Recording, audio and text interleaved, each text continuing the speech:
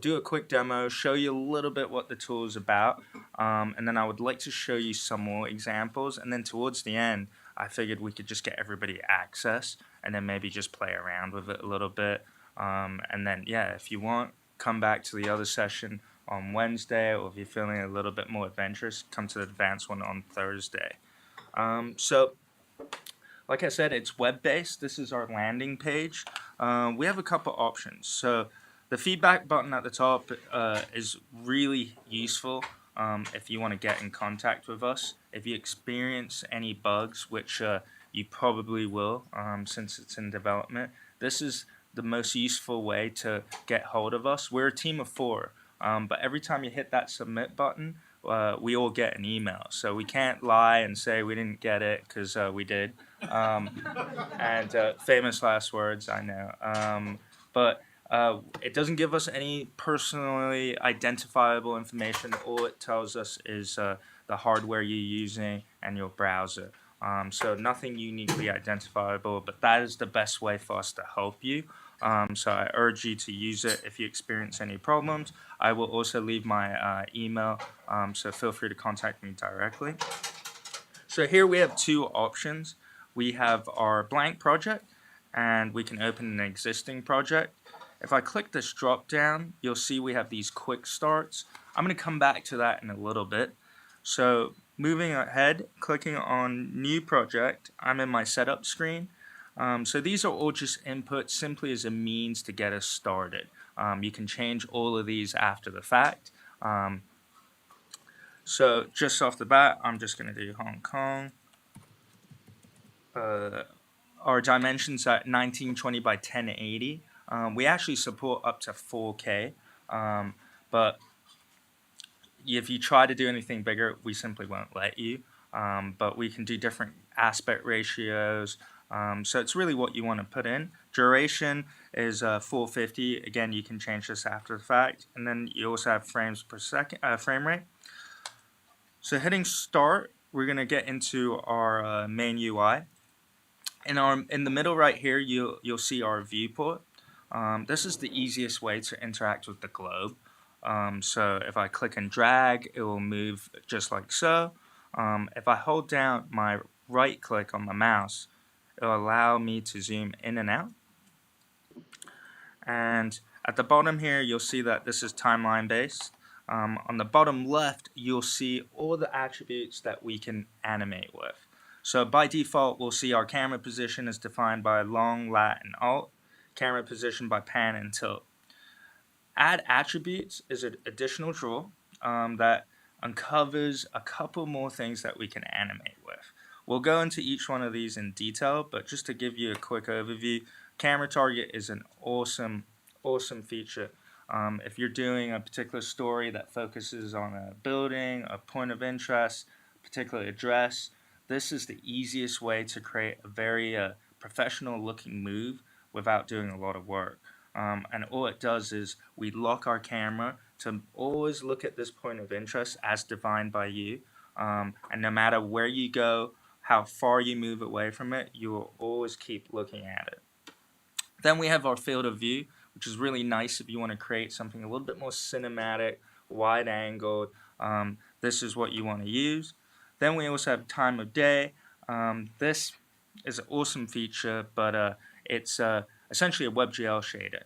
And all it does is emulates the sun, and we light up the scene according to where the sun is. But the biggest caveat is it doesn't give us night lights in urban areas. That's definitely the holy grail. But for right now, you can do really awesome time lapses, sunrises, sunset, as you will. Then we also have clouds. These clouds that we have in Earth Studio today are real time. We're actually fetching to the server every 3 hours or so. In time, what we would like to do is to be able to animate them, so if we know a hurricane or a typhoon is forming, we'll be able to see it come into fruition and form. But as of right now, it's really an on and off thing. The reason why we have it is sometimes when you're doing these macro shots, you kind of want to take away some of the detail because it becomes almost a bit too much. So similarly, we let you turn off the ocean typography. And just like that, you're getting less detail so that it makes it way more friendlier for labels. If you want to do any type of annotation, it will just sit on the eye better.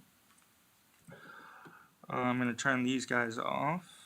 And then on our top left, we have our search powered by Maps API. So just like how you would expect Maps to work, this would work the same way.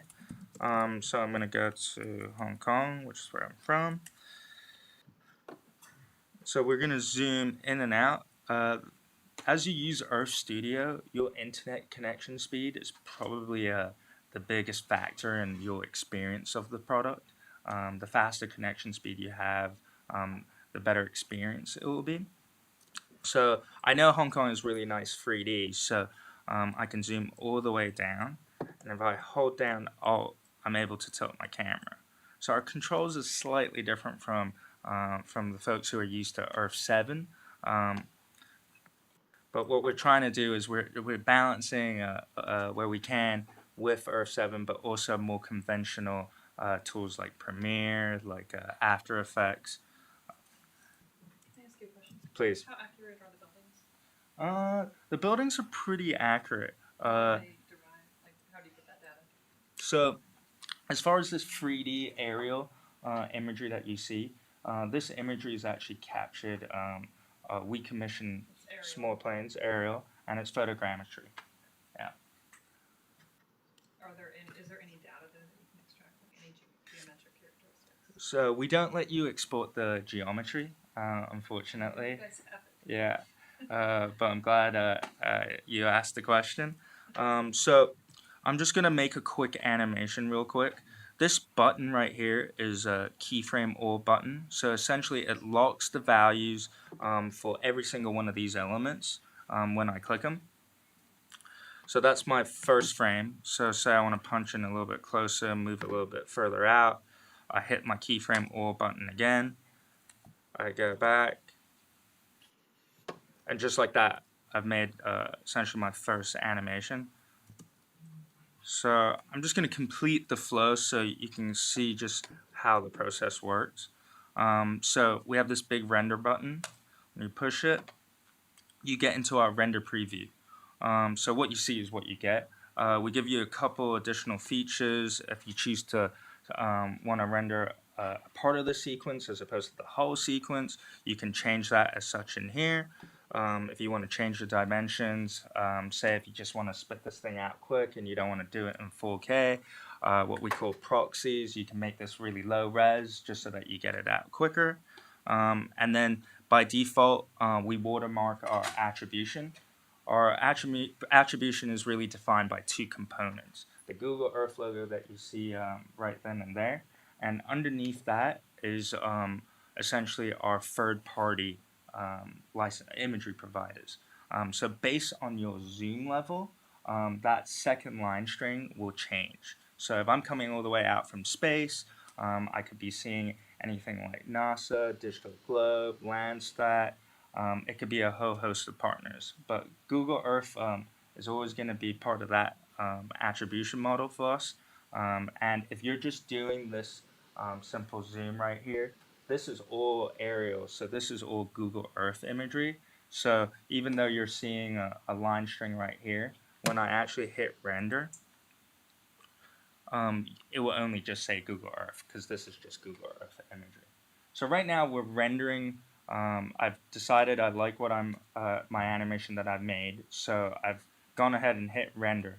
And what you're seeing right now is that first frame was all black. And that's always going to be the case because we're loading all the 3D nodes for the very first time. But thereafter, it will chug away pretty quickly. You'll see on the bottom right, it's just a number that's aggregating in frames. So right now, Earth Studio only exports JPEG image sequences. Down the line, out the box, we would very much like to be able to do MP4s, different type of WebMs even. But right now, because we're doing everything inside of Chrome, we are limited. So it is an image sequence. This is being calculated in your Chrome browser? Yeah. Or So back at the server side? So basically, for each frame, it's a unique URL, just like in Maps, where it contains all the coordinates. So we're calling to the server for every frame, but then it's saving in your Chrome temporary storage until we've done every single frame, and then we turn it into a zip that ends up in your downloads folder. Does that end up pretty smooth as a final product? Just in terms of like what we're seeing on the news clips. Yeah, you yeah. See like chops in between. So it's kind of it's like a animation flip book, you know. So it'll, once you put it together, say there's I'm going to show you a couple of tools where we can simply, because all it is an image sequence in the video container codec, and that just plays it concurrently so that it just appears like a video. But really, it has the pieces that make up a video. But tricks that people do with television, it's 720p for broadcast. But some of our news partners, and we've told them to render at a higher resolution, even if you know you're going to be at 720p. And if you have time, render it up to 4K because you'll get much more higher image quality, even if you're shrinking it back down. It's a technique we call super sampling. So start with highest quality and then play around with it and possibly reduce quality.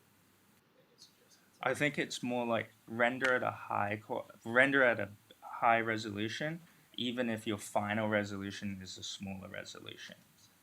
Yeah. So we're nearly there, but I just want to show you the whole process so you get what happens. So right now we've rendered every single frame, and we're simply zipping it all together in the zip that's generating. What's nice about this is, you know, if you make a mistake in the first 30 frames, but you're happy with the rest of your animation, you can always just re-render like the first 20 again, and it should fit right in line.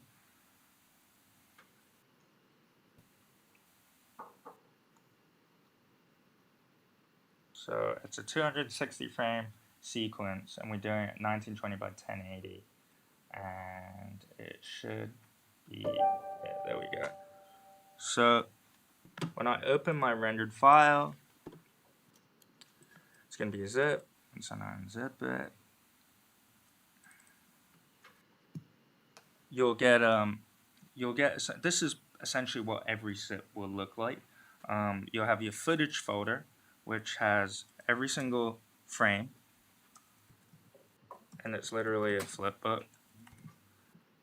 And then you also have a ESP, which is your Earth Studio project file. So it's really nice if, for whatever reason, you forget to save your project. Every time you render, we always give you a local copy. And so when you use I have this one program that we reference in our documentation. It's called SiteRafa, and we also have a different one for PC. But just to show you that for the folks that are less familiar with video production, there are tools out there that make it easier to turn that image sequence into a video. So I'm gonna go pick what I just downloaded.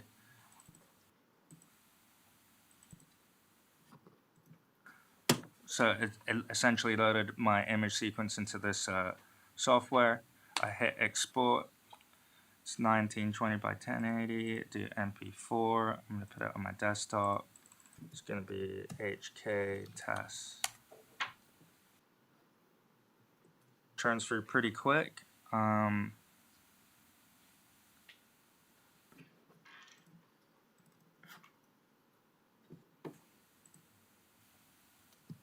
So this is without any color correction. This is literally, you saw me just do it now.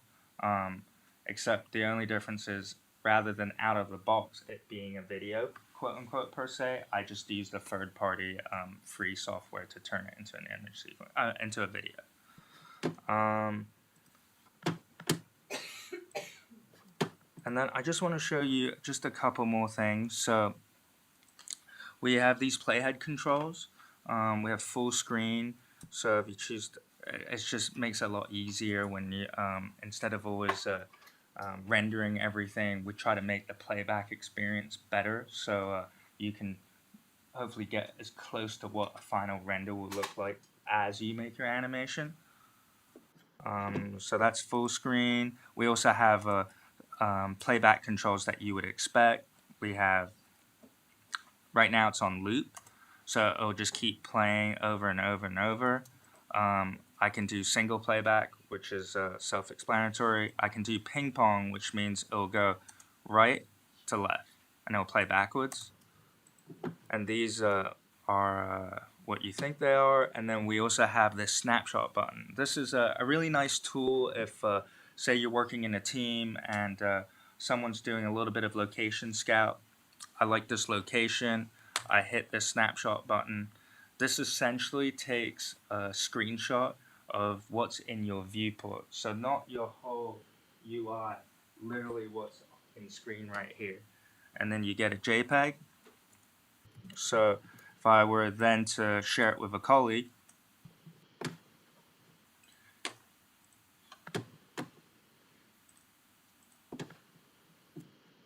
they would be able to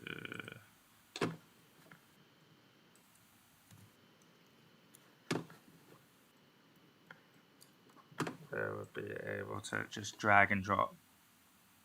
And what's really cool is if you change any project settings, it would also get inherited in the rendered frame.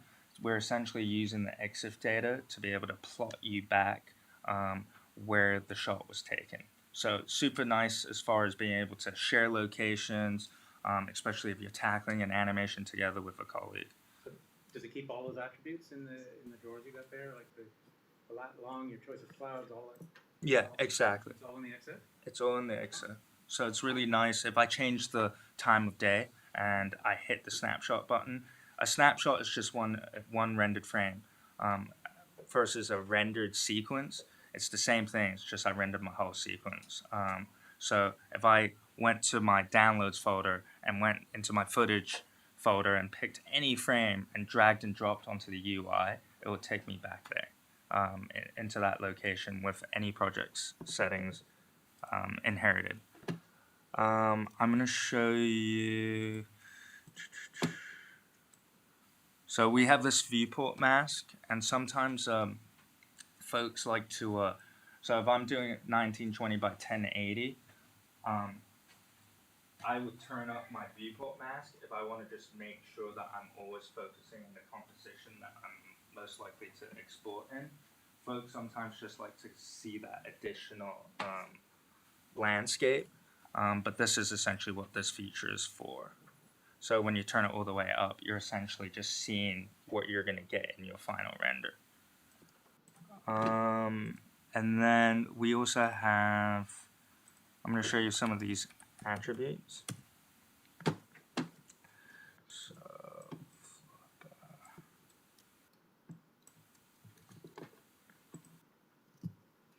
I'm going to restart real quick.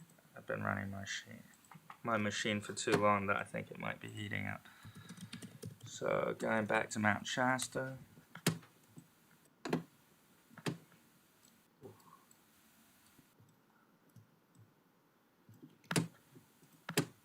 I'm going to turn on field of view. I'm going to turn on time of day. So field of view is at 20. Let's change it to 60. And immediately I get a super wide angled shot, which is really nice. I'm going to... The camera's in the same location? The camera's in the same location, simply just changing our field of view. So I'm going to approach the mountain.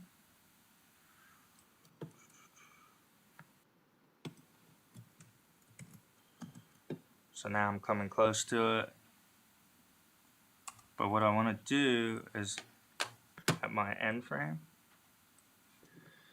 I'm going to change the time of day.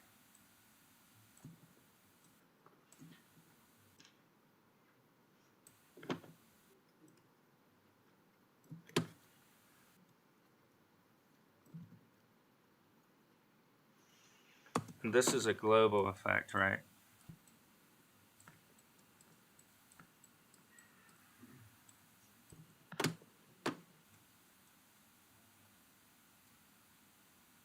And what's really cool about it is you can, if you know there was a solar eclipse, you can. So I know there was one last year. So 08/21.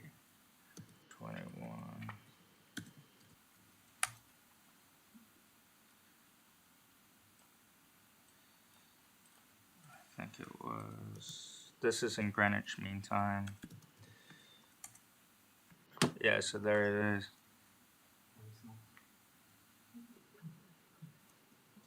So it's really cool as far as, like I said, like when you're up at this view, Marble view, the time of day is really effective. You can kind of get these very cinematic gravity-like shots. But if I was to go to Paris, for instance, it's going to be cool for that sunrise and